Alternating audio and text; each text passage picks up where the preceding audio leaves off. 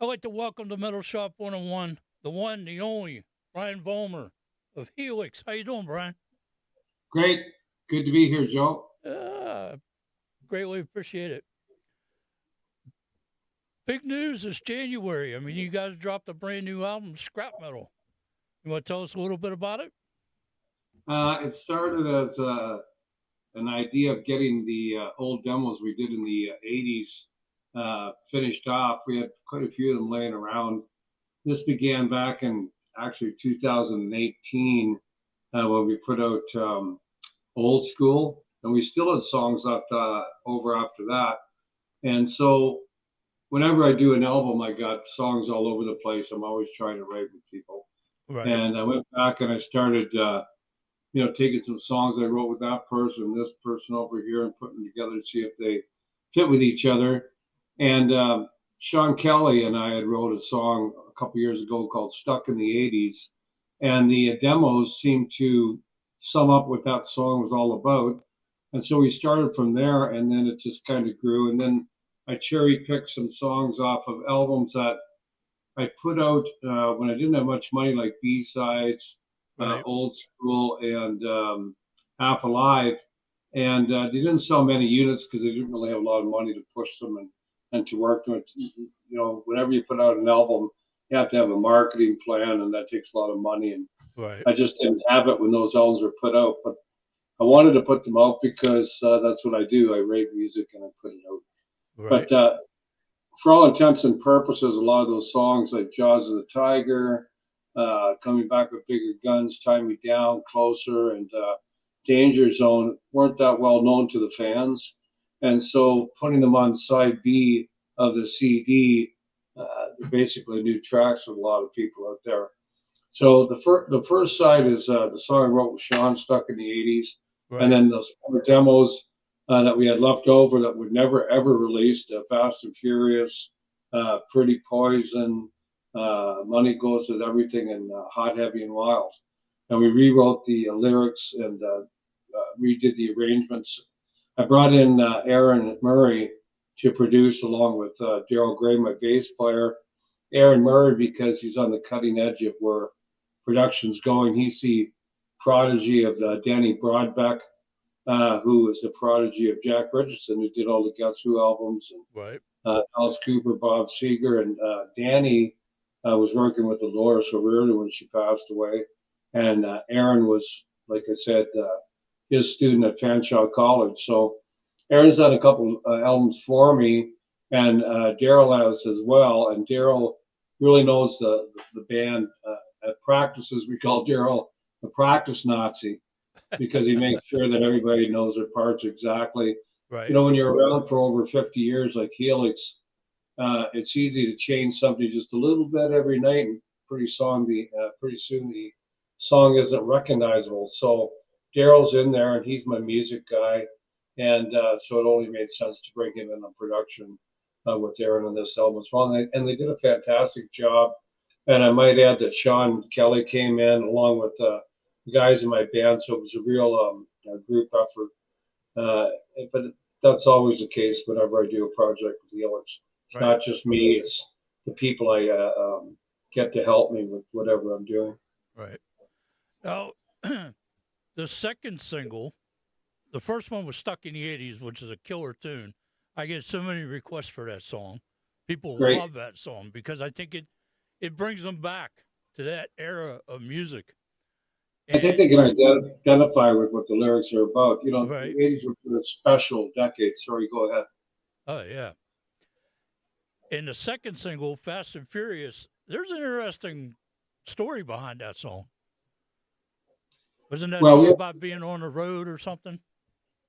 we were touring at the time with Motorhead a lot. I think we did 2 or 3 tours of Motorhead. And I very much admired Lemmy, and I loved Motorhead music. Our first experience with Motorhead was in 1983 when we got signed to Capitol Records US. We had started off with Molly Hatch and Blackfoot in Indiana and Ohio, and the tour fell apart after only 3 dates. And ICM, which was a booking agency at the time, put us on with Motorhead on Another Perfect Day, was the Right. name of the album. And it was anything but. Because Brian Robertson, the guitar player they were using, who came, I think, from Thin Lizzy, was totally out of control. Right. Um, but we started in Hartford, Connecticut, and that tour we worked our way west to Prince's Club in Minneapolis called the First Avenue Club, and that's when we first got our first taste of Motorhead. We were naive Canadian hoseheads, and we'd never seen the excesses that we were to see with Motorhead. So it was quite an eye-opening experience. Let's put it that way. And I'm, then, sh- I'm sure it and then we was. went over and we played a couple tours with them in Europe to Right. Germany. And the one was called the Christmas Metal Meeting, and that also included Merciful Fate and Girls' School. A Right. lot of good memories from that tour as well. We're touring in the middle of winter once again over there. It's freezing cold. Um, and I think Doug Smith, who managed Motorhead, later on signed us when we left Capitol in around 1989 to GWR Records. Right. And we toured Europe with Ian Gillan on that tour. So Motorhead was kind of involved with Helix right from the time we signed up until Right. the 1990. Now, is there any possible tour plans for this new album? Well, right now I'm working on getting a U.S. agent. We toured all of the United States during the '80s, and for whatever reason, I think it kind of petered out over the last couple of years. Some was political, just with agents and stuff like Right. that. But I think we have a good vehicle in this album to up our profile in the United States and get back out there. I got a lot of friends down here, and we're always playing with American bands back in Canada.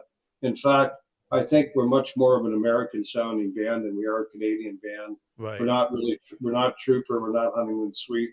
We're more along the lines of Rat, LA Guns, Firehouse, and bands like that. So that's another good reason to get back to the United States. But even so, we have stayed in the United States with one or two dates a year. Europe, we still go over to Europe. Last time we were over there, we played Rock Barcelona, and I think we played Sandviken, which is a big festival in Sweden. So Right. you get the odd dates here and there. It's enough to keep you going. And I'm very frugal with the money we make. We always invest back into the band.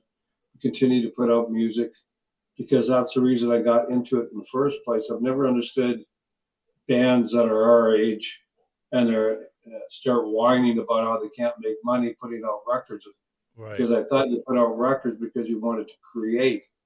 And we keep creating as long as I'm not losing money. I'm going to keep doing it. That's where I get my kick, kicks, turns my crank, and floats my boat. Let me ask you this, Brian. What is your take on all this AI music stuff? Coming from, you know, the roots of the 80s era, what's your take on the AI stuff that's going around? Well, I don't really like it, but you're not going to stop progress, if that's what you want to call Right. it.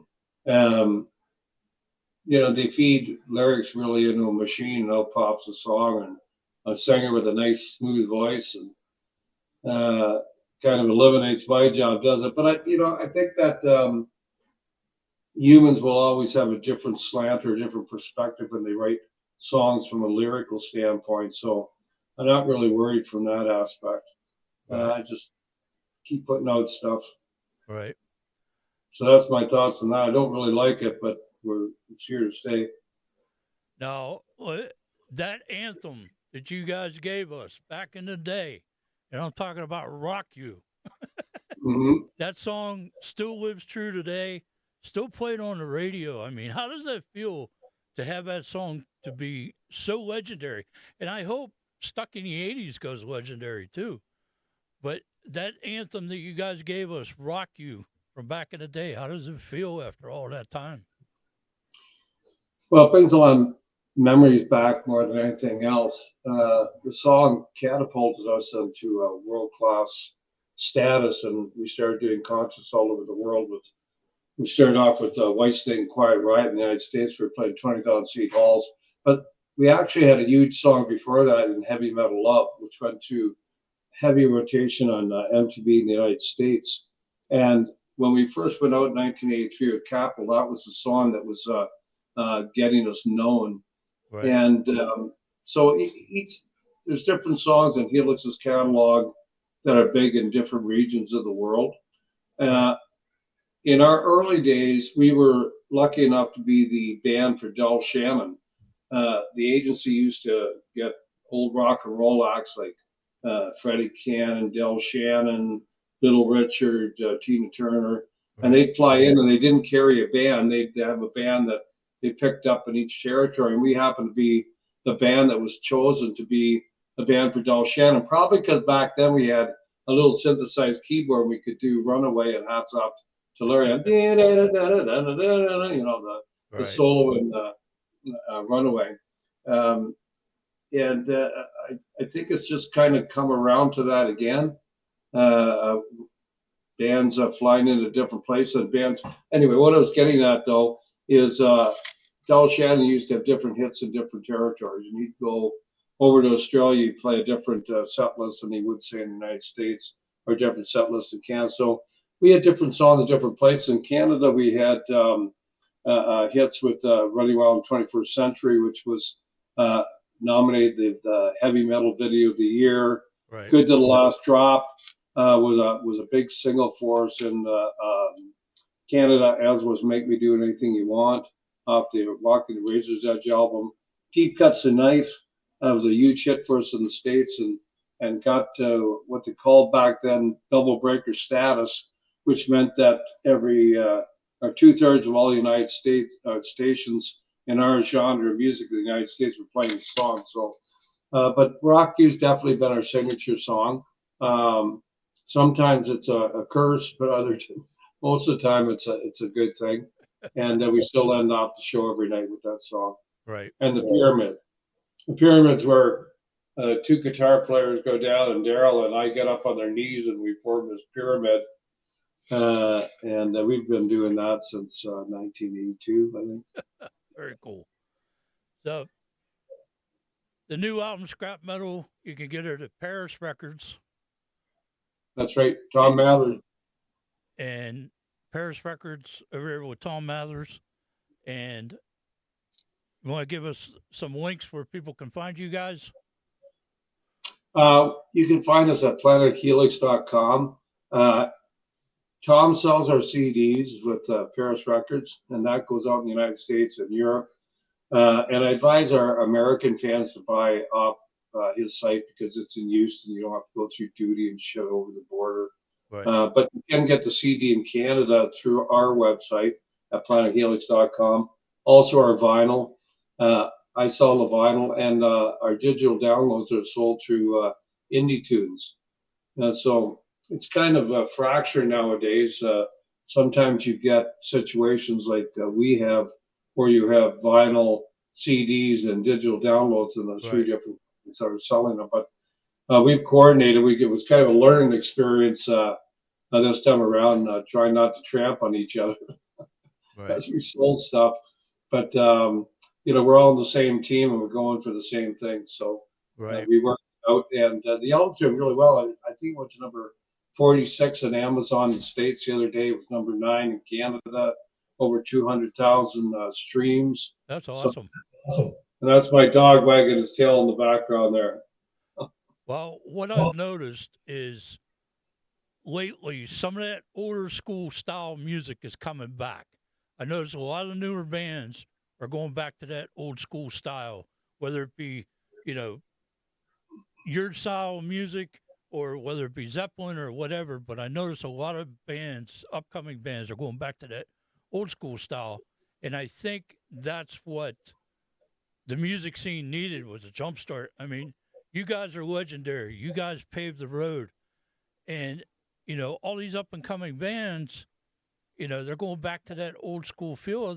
I guess they're thinking like, hey man, these guys were on to something, you know? Well, they called it arena rock for a reason, and that's because, I guess, keep it simple, stupid.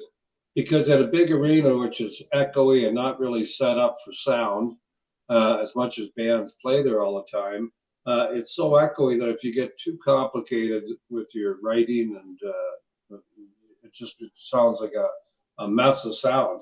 That's one of the reasons. Another reason is because um, bands in the 80s, they originated from a different source. In other words, we travel across the country. We had that closest with our fans. We Right. talked to our fans.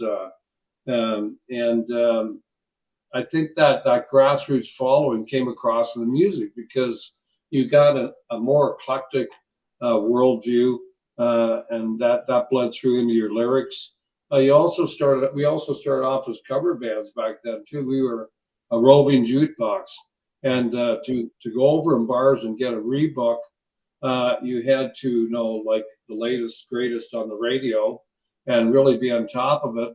And that was also a good thing because you had to learn your how to be a musician, how to be a performer, how to harmonize.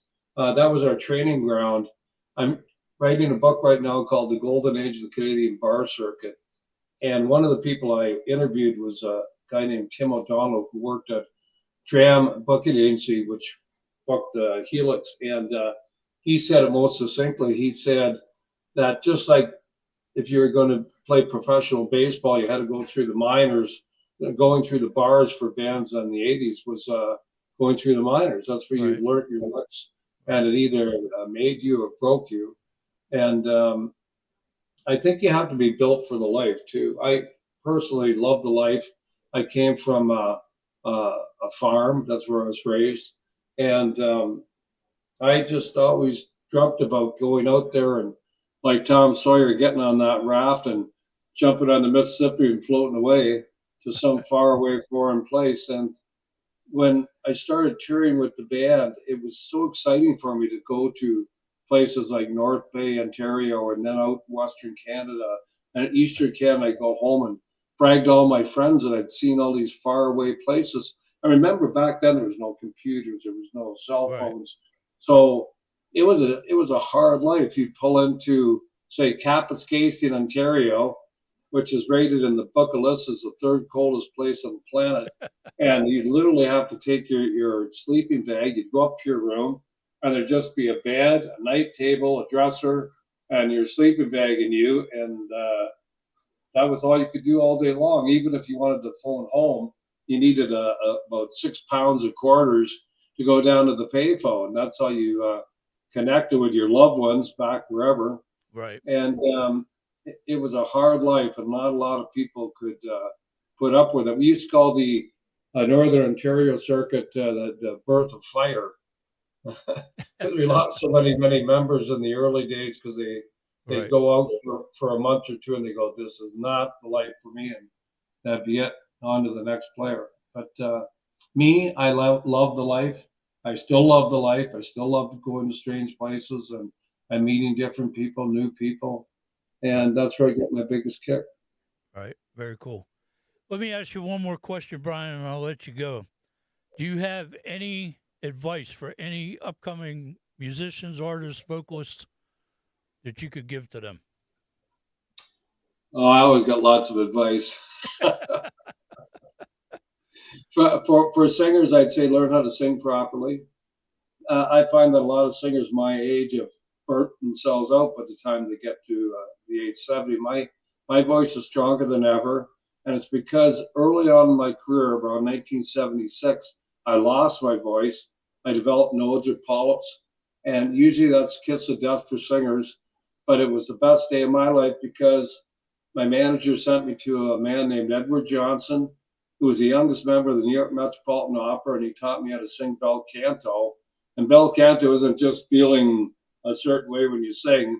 It's a technique started by Leonardo da Vinci, and you actually do physical things to take the tension off your neck muscles. And when you see singers singing, they got all sorts of tension down here.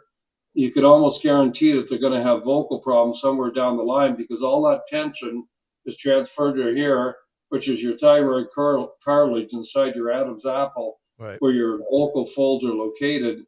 And once you get those nodes, especially if you go remove them, your vocal cords will never be the same.